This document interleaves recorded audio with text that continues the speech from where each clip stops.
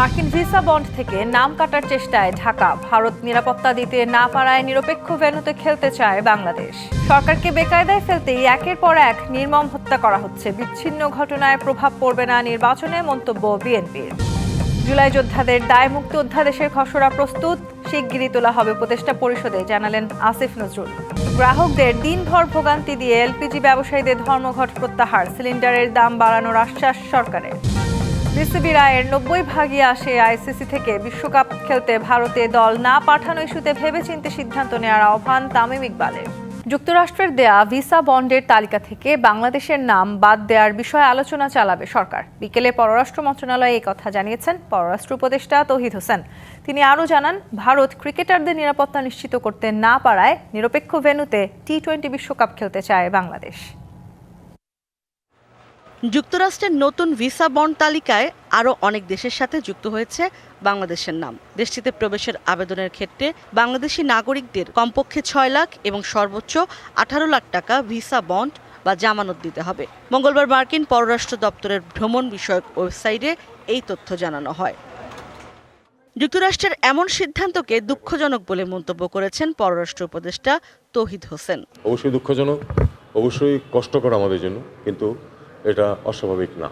এই পদ্ধতি চলছে দীর্ঘদিন ধরে। কাজেই দায় দায়িত্ব, যদি আপনি ধরেন যে পলিসিগত দায় দায়িত্ব যদি কারো থাকে, সেটা হলো পূর্ববর্তী সব সরকারের আছে, সেটাকে আমরা পরিবর্তন করতে পারিনি, পরিবর্তন করা সম্ভব না। কারণ মানুষের এই নড়াচড়া বন্ধ করার সাধ্য এই সরকারের নাই। তিনি কথা বলেন ক্রিকেট ইস্যুতেও। জানান, ভারত ক্রিকেটারদের নিরাপত্তা নিশ্চিত করতে না পারলে পুরো দল ও বাংলাদেশ থেকে যাওয়া দর্শকদের নিরাপত্তা নিয়ে শঙ্কা থেকেই যায়। একজন ক্রিকেটার যাবে, খেলবে, তারপরে হোটেলে চলে যাবে, তার নিরাপত্তা যদি দেওয়া সম্ভব হয়, সে কারণেই তো তাকে ফেরত দেওয়া হয়েছে। তাহলে আমার এই যে টিম যাবে, শুধু টিম যাবে না, টিমের সমর্থকরা তো যাবে, খেলা দেখতে যাবে লোকজন, তাদের নিরাপত্তার প্রশ্ন আছে। নিরাপত্তার কারণেই দিল্লি, কলকাতা, আগরতলায় ভিসা সেবা আপাতত বন্ধ আছে বলেও জানান পররাষ্ট্র উপদেষ্টা। প্রত্যেকটিরই কিছু নেগেটিভ ইম্প্যাক্ট থাকবেই। ইশরাত জাহান উর্মি, ডিবিসি নিউজ, ঢাকা। বর্তমানে যেভাবে আছে মাঠ প্রশাসন, তা দিয়েই সুষ্ঠু ভালো একটি নির্বাচন করা সম্ভব বলে দাবি করেছেন মন্ত্রিপরিষদ সচিব শেখ আব্দুর রশিদ। সচিবালয়ে সাংবাদিকদের এই কথা জানান তিনি। পর্যায়ে প্রশাসনের জেলা প্রশাসক যারা আছেন, তারা তো রিটার্নিং অফিসার হিসেবে কাজ করছেন। অভিজ্ঞতা তো সকলে নিয়ে আসে না, অভিজ্ঞতা তো তৈরি হয়। ঢালাওভাবে তো কিছু না, আমরা সাধারণভাবে মনে করছি যে তারা প্রস্তুত আছেন, যোগ্য আছেন। স্বেচ্ছাসেবক দলের সাবেক নেতা আজিজুর রহমান মুসাব্বিরকে হত্যায় দুষ্কৃতকারীদের নির্মম ও পৈশাচিক অপতৎপরতার বহিঃপ্রকাশ বলে মন্তব্য করেছেন বিএনপি মহাসচিব মির্জা ফখরুল ইসলাম আলমগীর। বলেন, অন্তর্বর্তী সরকারকে বেকায়দায় ফেলতেই একের পর এক লোমহর্ষক ঘটনার পুনরাবৃত্তি ঘটানো হচ্ছে। বৃহস্পতিবার স্বেচ্ছাসেবক দলের সাবেক নেতার হত্যাকাণ্ডে এক শোক বিবৃতিতে এসব মন্তব্য করেন তিনি। আরও বলেন, ছাত্র জনতার আন্দোলনে আওয়ামী স্বৈরাচারী শাসনের পতনের পর দুষ্কৃতিকারীরা দেশে অস্থিতিশীলতা ও নৈরাজ্য সৃষ্টির চেষ্টা করছে। দুষ্কৃতিকারীদের কঠোর হাতে দমন ছাড়া কোনো বিকল্প নেই বলেও মন্তব্য করেন তিনি। শোক বিবৃতিতে মুসাব্বির হত্যাকারীদের দ্রুত গ্রেপ্তার ও দৃষ্টান্তমূলক শাস্তির দাবি জানান এবং নিহতের পরিবারের প্রতি গভীর সমবেদনা প্রকাশ করেন বিএনপির মহাসচিব। কিছু বিচ্ছিন্ন ঘটনা ঘটলেও নির্বাচনে কোনো প্রভাব পড়বে না বলে মনে করেন বিএনপির স্থায়ী কমিটির সদস্য সালাউদ্দিন আহমেদ। দুপুরে গুলশানে বিএনপি চেয়ারপারসনের কার্যালয়ের সামনে এই কথা বলেন তিনি। সাংবাদিকদের প্রশ্নের জবাবে তিনি বলেন, স্বেচ্ছাসেবক দলের সাবেক নেতার মৃত্যুর পিছনে ষড়যন্ত্র থাকতে পারে। জানান, তারেক রহমানের উত্তরাঞ্চল সফরে নির্বাচনী আচরণবিধি লঙ্ঘন হবে না। সালাউদ্দিন আহমেদ বলেন, বৃহত্তর রাজনৈতিক দলে অনেকের প্রত্যাশা থাকে, কিন্তু দলের পক্ষে সবার কথা রাখা সম্ভব হয় না। যারা বিদ্রোহী বা স্বতন্ত্র প্রার্থী হচ্ছেন, তাদের বিরুদ্ধে সাংগঠনিক ব্যবস্থা নেওয়া হচ্ছে বলেও জানান তিনি। আমরা দেখতে পাচ্ছি এরকম কিছু বিচ্ছিন্ন ঘটনা ঘটছে। গতকালকের ঘটনাও তারই অংশ। এটা হতে পারে পতিত ফ্যাসিবাদী শক্তির কিছু কিছু ষড়যন্ত্র এখনো তারা চালু রেখেছে, যাতে নির্বাচনকে বাধাগ্রস্ত করতে পারে, কণ্ঠকাঠিন্য করতে পারে, গণতন্ত্রের উত্তরণের পথটাকে সহজতর না করতে পারে। কিন্তু তাদের সেই প্রচেষ্টা কখনো সফল হবে না। এবার আর আগের মতো কোনো পাতানো নির্বাচন হবে না। সুষ্ঠু নির্বাচনের জন্য লেভেল প্লেইং ফিল্ড নিশ্চিতে কাজ করছে কমিশন। একথা জানিয়েছেন প্রধান নির্বাচন কমিশনার। বলেন, প্রার্থিতা ফিরে পেতে যারা আপিল করছেন, আইনি ভিত্তিতেই তা সমাধান করা হবে। মনোনয়ন ফিরে পেতে 723 প্রার্থীর মধ্যে 4 দিনে আপিল করেছেন 469 জন। আইনি ও পদ্ধতিগত ত্রুটির কারণে ত্রয়োদশ জাতীয় সংসদ নির্বাচনে প্রার্থীদের মনোনয়নপত্র বাতিল করেন রিটার্নিং অফিসার। স্বতন্ত্র প্রার্থীদের ক্ষেত্রে 1% ভোটারের সমর্থন, ঋণ বা বিল খেলাফি, হলফনামায় তথ্য গোপন বা ভুল তথ্য উপস্থাপন, দ্বৈত নাগরিকত্ব, আয়কর সংক্রান্ত জটিলতা এবং দলীয় মনোনয়নের সঠিক কাগজপত্র না থাকায় প্রার্থীদের মনোনয়নপত্র বাতিলের অন্যতম কারণ। আমি স্বতন্ত্র প্রার্থী, ঢাকা 18, এখানে ওই 1% সিগনেচারের বিষয় ছিল। লেভেল প্লেইং ফিল্ড আমিও মনে করি না ঠিক আছে, কারণ স্বতন্ত্র প্রার্থীদের প্রতি বৈষম্যমূলক আচরণ করা হচ্ছে। আমরা সব কাগজ সংশোধন করে পরে দেখা গেল যে যারা 1% বলেছে যে অনুসন্ধান ঠিক হয়নি তদন্তে, কিন্তু পরে তাদের সাথে যোগাযোগ করে বা এমনি জানা গেল যে ওনারা অফিস থেকে করে মন গড়া একটা রিপোর্ট দিয়েছিলেন। সুষ্ঠু নির্বাচনের জন্য এখনো মাঠের অবস্থা খুব একটা ভালো না, আর বিশেষ করে আইন শৃঙ্খলা তো যেখানে সেখানে মারামারি, কাটাকাটি, হত্যা এগুলো তো হচ্ছেই। রাজধানীর আগারগাঁও নির্বাচন কমিশন ভবনে আপিল গ্রহণের চতুর্থ দিনেও আবেদন করেন অনেকে। এদিন সকালে এই কার্যক্রম পরিদর্শন করেন প্রধান নির্বাচন কমিশনার। তিনি সাংবাদিকদের বলেন, সুষ্ঠু নির্বাচনের জন্য লেভেল প্লেইং ফিল্ড নিশ্চিতে কাজ করছে নির্বাচন কমিশন। আমরা ইনসাফে বিশ্বাসী এবং আমরা ইনসাফ করবো ইনশাল্লাহ। দেখবেন যে আমাদের হিয়ারিং হওয়ার পরে দেখবেন আপনারা যে আইন অনুযায়ী যা হবে, বিধিবিধান অনুযায়ী যা হবে, আমরা সেই ধরনের সিদ্ধান্ত দিব। এবং আইন তো সবার জন্য সমান, সবাই তো মানতে বাধ্য হবো। কোনো পাতানো নির্বাচন হবে না, রাজপথে আমারও দরকার হবে না। আগামী 10 থেকে 18 জানুয়ারি অঞ্চল ভিত্তিক আপিল শুনানি হবে। এর মাধ্যমেও প্রার্থিতা ফিরে না পাওয়া গেলে উচ্চ আদালতে যাওয়ার সুযোগ থাকবে। Bijan Kumar Das, DBC news, Dhaka. ত্রয়োদশ জাতীয় সংসদ নির্বাচন নিরপেক্ষ পর্যবেক্ষণের জন্য কাজ করবে ইউরোপীয় ইউনিয়ন। এছাড়া পর্যায়ক্রমে পাঠাবে 200 পর্যবেক্ষক। নির্বাচন কমিশনের বৈঠকের পর এই কথা জানিয়েছেন ইইউ ইলেকশন অবজারভেশন মিশনের প্রধান পর্যবেক্ষক ডক্টর ইভার সিয়াপস। বাংলাদেশ ইইউর জন্য একটি গুরুত্বপূর্ণ রাষ্ট্র। নিরপেক্ষ পর্যবেক্ষণের জন্য ইউরোপীয় ইউনিয়ন কাজ করবে, এই বিষয়ে আলোচনা চলছে।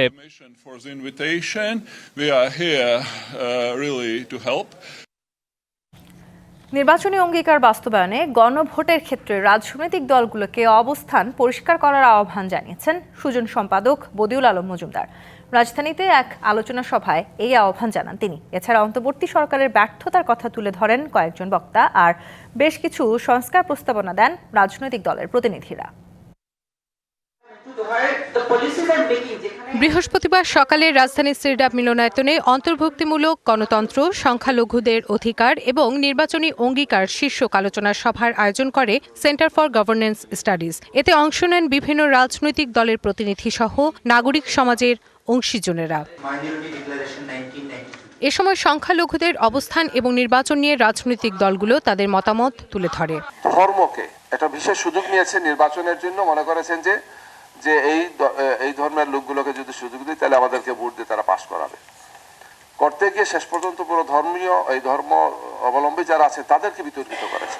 এখন যেমন এই যে কথা বললেই এই যে বর্তমান যারা আছেন, তাই না, ইনারা মোটামুটি খুব ভালো কাজ করতেছেন। হ্যাঁ, ভালো কাজ তো করতেছেন ওনারা, নিজেদের সমস্ত দায়না চোখা মিটাই ফেলছেন। ভালো কাজ না, এটা ভালো কাজ তো। নিজেরটা মিটাই ফেললাম, বাকি সমাজেরটা দেখবো না, এটা ভালো কাজ হয় নাকি? আলোচনায় বক্তাদের কণ্ঠে উঠে আসে সরকারের নানা ব্যর্থতার কথাও। অন্তর্ভুক্তিমূলক গণতন্ত্রের জন্য কেবল সংখ্যালঘুদের নয়, বরং সব নাগরিকের অধিকার নিশ্চিত করা প্রয়োজন বলেও মত তাদের। যারা যখন ক্ষমতায় আসছেন তারাই তখন যারা ক্ষমতায় নেই তাদেরকে প্রায় এক্সক্লুড করবার চেষ্টা করেই গেছেন, এবং এটা দুই দলই করেছে। এবং এটা হচ্ছে আবার এমন একটা জিনিস যে তারা 5 বছর হয়তো বা একবার মেজরিটি হয়ে যাচ্ছে, আবার তারপরে 5 বছর মাইনরিটি হয়ে যাচ্ছে। ভোট দিতে যেতে পারবে কিনা, অনেকেই বলবে আপনি তো বেঁচে আছেন, এটাই বেশি, আমরা ভোট দেবেন কি? তো এটা সংখ্যালঘুদের ক্ষেত্রে এটা হতে পারে। সংখ্যালঘু বলতে পলিটিক্যাল সংখ্যালঘু বলছি, আসলে পরাজিত শক্তি আর বিজয়ী শক্তি, এটার সমন্বয়টা তো আসলে করতে হবে। বাংলাদেশের সংবিধানের সীমাবদ্ধতা এবং গণতন্ত্র ভাবনায় ঘাটতি আছে উল্লেখ করে নির্বাচনী অঙ্গীকারকে শুধু ক্ষমতার হাতিয়ার হিসেবে ব্যবহার না করতে রাজনৈতিক দলগুলোর প্রতি আহ্বান জানান ডক্টর বদিউল আলম মজুমদার। আমাদের গণতান্ত্রিক ব্যবস্থার কতগুলো ঘাটতি আছে, ডেমোক্রেটিক ডেফিসিট, এবং শাসন প্রক্রিয়া অনেকগুলো দুর্বলতা আছে। এগুলো যদি দূরীভূত না করি, আমাদের সংবিধানে অনেকগুলো সীমাবদ্ধতা আছে, আমাদের আইনি কাঠামোতে অনেকগুলো দুর্বলতা আছে, এগুলো যদি দূরীভূত না করি তাহলে আমাদের সুষ্ঠু নিরপেক্ষ নির্বাচন হলেও গণতান্ত্রিক উত্তরণ ঘটবে না। এছাড়া রাষ্ট্রের চতুর্থ স্তম্ভ গণতন্ত্রকে আরও নিরপেক্ষ দায়িত্ব পালনের আহ্বান জানান বক্তারা। Rifat Tasnova, DBC news, Dhaka. July যোদ্ধাদের দায় মুক্তি দিতে অধ্যাদেশের খসড়া প্রস্তুত করা হয়েছে। অনুমোদনের জন্য এই খসড়া উপস্থাপন করা হবে উপদেষ্টা পরিষদের আগামী বৈঠকে। একথা জানিয়েছেন আইন উপদেষ্টা আসিফ নজরুল। ভেরিফাইড ফেসবুকে দেয়া এক পোস্টে আসিফ নজরুল জানান, জীবন বাজি রেখে যারা দেশকে ফ্যাসিবাদী শাসন থেকে মুক্ত করেছেন তাদের দায় মুক্তি পাওয়া ন্যায্য ও বৈধ অধিকার। আরও জানান, সংবিধানের 46 অনুচ্ছেদে দায়মুক্তি আইন প্রণয়নে সাংবিধানিক ভিত্তি রয়েছে। পাশাপাশি 1973 সালে মহান মুক্তিযুদ্ধের পর মুক্তিযোদ্ধাদের জন্য দায়মুক্তি আইন প্রণয়নেরও নজির রয়েছে। এসব নজির ও আইনি ভিত্তির আলোকে আইন মন্ত্রণালয় দায়মুক্তি অধ্যাদেশের খসড়া তৈরি করেছে বলে জানান তিনি। ত্রয়োদশ জাতীয় সংসদ নির্বাচন উপলক্ষে জাতীয় নির্বাচন পরিচালনা কমিটি পুনর্গঠন করেছে বাংলাদেশ জামায়াতে ইসলামী। সংগঠনের সহকারী সেক্রেটারি জেনারেল মাওলানা ATM মাসুমকে আহ্বায়ক এবং সহকারী সেক্রেটারি জেনারেল মাওলানা আব্দুল হালিমকে সদস্য সচিব করে 28 সদস্যের এই কমিটি গঠন হয়। বৃহস্পতিবার সন্ধ্যায় গণমাধ্যমে পাঠানো এক বিজ্ঞপ্তিতে এই তথ্য জানান দলটির মিডিয়া ও প্রচার বিভাগের প্রধান এহসানুল মাহবুব জুবায়ের। ত্রয়োদশ জাতীয় সংসদ নির্বাচনে ভোটের দিন ঠিক হয়েছে 12ই ফেব্রুয়ারি। সারা দেশে বইছে সেই ভোটের হাওয়া। এ নিয়ে কি ভাবছেন সাধারণ মানুষ থেকে শুরু করে আগামীর জনপ্রতিনিধিরা, সে কথা জানাতে ডিবিসি নিউজের ইলেকশন এক্সপ্রেস ছুটে যাচ্ছে সব সংসদীয় আসনে। এখন আছে সংসদীয় আসন 226, সুনামগঞ্জ 3-এ।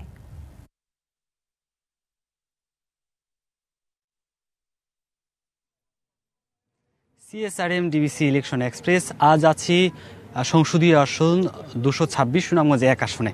এই আসনে সুনামগঞ্জ 3 আসনে। এই আসনে আমাদের সঙ্গে এই মুহূর্তে উপস্থিত আছেন বাংলাদেশ খেলাফত মজলিসের মনোনীত প্রার্থী অ্যাডভোকেট শাহিনুর পাশা। জনাব অ্যাডভোকেট শাহিনুর পাশা, স্বাগত আমাদের অনুষ্ঠানে। শুরুতেই জানতে চাই, এই আসনে আপনি এর আগেও নির্বাচন করেছেন, অনেক টুকুর রাজনীতিককে আপনি পরাজিত করেছেন। এইবার কি পরিস্থিতি, ভোটের মাঠে আগের মতো কি সুবিধা করতে পারবেন? ডিবিসি ইলেকশন এক্সপ্রেসের মাধ্যমে যারা দেশ এবং প্রবাস থেকে দেখছেন সবাইকে ধন্যবাদ জানাচ্ছি এবং আপনাকেও ধন্যবাদ আমাদেরকে এই প্রোগ্রামে জয়েন করার জন্য। 226 সুনামগঞ্জ 3 আমার নির্বাচনী এলাকা। এটা শান্তিগঞ্জ এবং জগন্নাথপুর নিয়ে প্রায় 6.5 লক্ষ মানুষ এখানে, ভোটার 3,73,016 জন। তো এই নির্বাচনী এলাকার সাথে আমার ওতপ্রোত জড়িত আছি আমি প্রায় 1992 সাল থেকে। প্রায় 40 বছরের কাছাকাছি এই নির্বাচনী এলাকার 524টি গ্রামের প্রতিটি গ্রামে আমি গিয়েছি এবং আমি আশা করছি এবারের নির্বাচনে সবচেয়ে বেশি ভোটের ব্যবধানে ইনশাল্লাহ বিজয়ী হব। মাঠ টোটালি আমার অনুকূলে রয়েছে। এখানে 10 দলীয় জোটের আরেকজন প্রার্থী আছে। আপনি কি নিশ্চিত এবার যদি জোট থেকে আপনাকে মনোনয়ন না দেয় আপনি কি জোটের পক্ষে একাট্টা হয়ে কাজ করবেন? এটা আমার দলের সিদ্ধান্ত, যা হয় তাই আমি করব। দল যা সিদ্ধান্ত গ্রহণ করবো আমি তাই করব এবং আমি যা মনে করি এখানে আমাকেই তো বাছাই করা উচিত এবং আমাকে বাছাই করবেই, কারণ এখানে আমি জাতীয় সংসদ নির্বাচনে 6 বার অংশগ্রহণ করেছি এবং সাবেক জাতীয় নেতা মরহুম আলহাজ আব্দুস সামাদ দাদা সাহেব আমার সাথে 2 বার প্রতিদ্বন্দ্বিতা করেছেন এবং সাবেক জাতীয় নেতা এবং সাবেক মন্ত্রী মহোদয় এই আসনের উন্নয়নের রূপকার জনাব মান্নান সাহেব, উনিও আমার সাথে 4 বার প্রতিদ্বন্দ্বিতা করেছেন। সেই হিসাবে আমার সাথে যারা জোটগতভাবে প্রতিদ্বন্দ্বিতা আসছেন ওনারা সকলেই নতুন, বিগত কোনো দিন আর জাতীয় সংসদ নির্বাচনে অংশগ্রহণ করেননি। সেই হিসাবে আমাদের জাতীয় পর্যায়ের যে বৈঠক হবে সেই বৈঠক অবশ্যই আমার নামটাই আসবে নির্বাচন করার জন্য, আমি শতভাগ আশা করি, বিশ্বাস করি। এই আসনে অর্ধেকেরও বেশি নারী ভোটার। নারী এবং তরুণ ভোটারদের জন্য কি প্রতিশ্রুতি আপনার? নারী ভোটার এবং তরুণ ভোটার ওদের জন্য তো আমাদের একই বক্তব্য। এখন আমাদের দ্বিতীয় বাংলাদেশ পেয়েছি, সেই দ্বিতীয় বাংলাদেশের স্লোগান দেশকে একটা সুন্দর দুর্নীতিমুক্ত একটা দেশ গঠন করার জন্য এবং দুর্নীতিমুক্ত দেশ গঠন করতে গিয়ে নারী এবং তরুণ ভোটারদের অবশ্যই আমাদের অংশগ্রহণ প্রয়োজন। যদি শেষ প্রশ্ন, আপনি অনেক সময় বিভিন্ন রাজনৈতিক দল পরিবর্তন করেছেন, অনেক এলাকায় একটা আলোচনা আছে আপনি ক্ষমতার জন্য বিভিন্ন সময় রাজনৈতিক দল পরিবর্তন করেছেন। দেখেন, এটা আসলেই আমার বিরুদ্ধে একটা প্রপাগান্ডা এবং আমার প্রতি একটা জুলুম বলবো। কারণ আমি বারবার রাজনৈতিক দল আমি পরিবর্তন করি নাই। আমি 1992 সাল থেকে নিয়ে এই বিগত ফ্যাসিস্ট সরকারের সময়ে আমাকে শুধু নির্বাচন করতে হয়েছে। আমি তৃণমূল বিএনপিতে যোগদান করিনি এবং তৃণমূল বিএনপির কোনো ফর্ম আমি দেখিনি। শুধু আমাকে বায়াস করে এবং জোরপূর্বক নির্বাচন না করলে আমার প্রাণের হুমকি, আমার সন্তানের হুমকি, আমি বিভিন্নভাবে ইলিয়াসের মতো আমাকে গুম করে ফেলবে, এইরকম করে আমাকে নির্বাচনে নিয়ে এসেছে। আমি কোনো দলে যাইনি। আমি আমার প্রথম থেকে নিয়ে এই বিগত নির্বাচনে ইলেকশন পর্যন্ত আমার দল ছিল জমিয়তুল উলামা ইসলাম। এখন আমার সেকেন্ড দল হলো বাংলাদেশের গণমানুষের প্রিয় সংগঠন বাংলাদেশ খেলাফত মজলিস। নিশ্চয়ই আমরা আজ সারাদিন ছিলাম সংসদীয় আসন 226 সুনামগঞ্জ 3 আসনে। আগামীকাল সুনামগঞ্জ 4 আসনে সকাল 10টায় নতুন কোনো প্রার্থীকে নিয়ে যুক্ত হব। সেই পর্যন্ত যুক্ত থাকুন CSRM DBC ইলেকশন এক্সপ্রেসে। সর্বোচ্চ কোয়ালিটি বজায় রেখে উৎপাদিত দেশের সবচেয়ে কমিটেড ও কোয়ালিটি সম্পন্ন আন্তর্জাতিক মানের still bar CSRM TMT 500W। CSRM, committed for better steel। LPG cylinder বিক্রি বন্ধ থাকায় সারা দেশে দিনভর গ্রাহকের ভোগান্তির পর দাম বাড়ানোর আশ্বাসে ধর্মঘট প্রত্যাহার করেছেন ব্যবসায়ীরা। বিইআরসির চেয়ারম্যানের আশ্বাসে এলপিজি সিলিন্ডার সরবরাহ ও বিক্রি বন্ধের কর্মসূচি থেকে সরে এসেছেন তারা। তবে এরপরও মুক্তি মিলছে না গ্রাহকের, কারণ বাড়তি দাম তাদেরই গুনতে হবে। টানা 1 সপ্তাহের বেশি সময় ধরে খুচরা পর্যায়ে এলপিজি গ্যাস সিলিন্ডারের সংকট, তাতে চরম ভোগান্তিতে সারা দেশের গ্রাহক। এলপিজির পরিবেশক কমিশন 50 টাকা থেকে বাড়িয়ে 80 টাকা ও খুচরা বিক্রেতাদের কমিশন 45 টাকা থেকে বাড়িয়ে 75 টাকা করার দাবিতে সরবরাহ বন্ধ রাখেন ব্যবসায়ীরা। কিন্তু সংশ্লিষ্ট কর্তৃপক্ষ ব্যবসায়ীদের দাবি আমলে না নিয়ে অভিযান পরিচালনা করে। এই অবস্থায় বৃহস্পতিবার ধর্মঘটে গেলে অবস্থা হয় আরও খারাপ। গ্যাসের দামটা বাড়ানোর কারণে গ্যাসটা অনেক সংকট পড়ে গেছে। বর্তমানে কোনো বাসা বাড়িতেও গ্যাস নেই। সিলিন্ডার বোতল আগে আমরা 1280 টাকা করেছি, 1380 টাকা পর্যন্ত লইছি, এখন 1400, 1500, 1600, 1800। যারা ডিস্ট্রিবিউটর আছে ওনারা আমাদের মাল দিচ্ছে না, বিগত 1 সপ্তাহ ধরে আমাদের কোনো মাল দিচ্ছে না। যাও মাল দিছিল কিছুদিন আগে, তো সরকারে যে রেটটা দিছে 1306 টাকা, ওর পর ইন টোটালি আমাদেরকে মাল দেওয়া বন্ধ করে দিছে। অবশেষে বৃহস্পতিবার Bangladesh energy regulatory commission BERC LPG ব্যবসায়ীদের সাথে বৈঠক করে। বৈঠকে ব্যবসায়ীদের দাবি মেনে নেয়ার আশ্বাস দেন বিইআরসির চেয়ারম্যান। ভোক্তা অধিকার কর্তৃক যে অভিযান চালানো হচ্ছে সে বিষয়ে তারা কথা বলেছেন। আমরা ভোক্তা অধিকারের সঙ্গে বিষয়ে প্রয়োজনে কথা বলবো। তারা আমাদের আশ্বাসে আশ্বস্ত হয়ে ধর্মঘট প্রত্যাহার করেছেন। দাবি বাস্তবায়ন হলে দ্রুতই গ্যাস সরবরাহের আশ্বাস দেন ব্যবসায়ীরাও। আমাদের যে কমিশনটা স্ট্রাকচারটা এটা একটু পূর্ণ বিবেচনা করবে স্যারে, তাহলে আমরা ইনশাল্লাহ আগামীকাল থেকে আমরা এটা প্রত্যাহার করব আমাদের যে কর্মসূচিটা। ডিলারদের অভিযোগ, আমদানিকারকরা বিইআরসির নির্ধারিত দামে পাইকারি বিক্রেতাদের কাছে এলপিজি বিক্রি করে না। এজন্য 12 কেজির এলপিজির দাম 1306 টাকা থেকে বাড়িয়ে 1500 টাকা করার দাবি তাদের। মেহের মনি, ডিবিসি নিউজ, ঢাকা। পৌষের শীতের ছোবলে কাবু সারা দেশের জনজীবন। পঞ্চগড়, কুড়িগ্রাম, চুয়াডাঙ্গা সহ কয়েক জেলায় বইছে শৈত্যপ্রবাহ। আজ দেশের সর্বনিম্ন তাপমাত্রা মৌলভীবাজারের শ্রীমঙ্গলে 7 ডিগ্রি সেলসিয়াস রেকর্ড করা হয়েছে। হিমালয় থেকে বয়ে আসা হিমেল বাতাসে শীতের তীব্রতা বেড়েছে কয়েক গুণ। স্থবির হয়ে পড়েছে স্বাভাবিক জীবনযাত্রা, ব্যাহত হচ্ছে কৃষিকাজ ও অন্যান্য ব্যবসা। শীতের প্রকোপ বাড়ার সঙ্গে সঙ্গে শীতজনিত রোগের সংক্রমণ উদ্বেগজনক হারে বৃদ্ধি পেয়েছে। কুড়িগ্রামে বয়ে যাচ্ছে মৃদু শৈত্যপ্রবাহ। আজ তাপমাত্রা রেকর্ড করা হয়েছে 9 ডিগ্রি সেলসিয়াস। পঞ্চগড়ের সর্বনিম্ন তাপমাত্রা 9.5 এবং নওগাঁয় 9.7 ডিগ্রি সেলসিয়াস রেকর্ড করা হয়েছে।